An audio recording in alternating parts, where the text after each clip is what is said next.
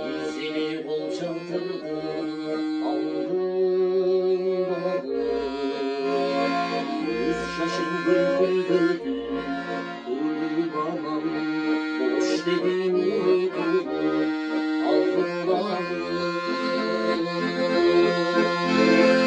Vurgulat tok almayı, tokum şaşın, koyacağım dedim bana. Ağlayın başacağına cazılıktır, Kandırgan aylarım çayım dedi.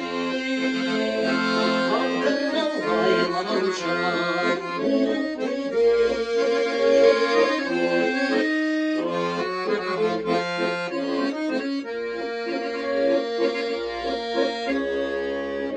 Utanmaz çıkan değil, utayım. Gözlüm canlı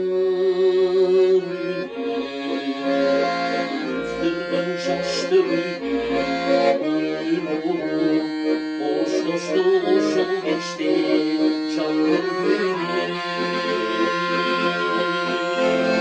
Uykudan toz totalvay Tövbüm şaşın Koyacağım dedim bana Kalayım başkacında cazılıktır, Kandırgan aylarım çayım dedi. Kandırgan aylarım çayım dedi.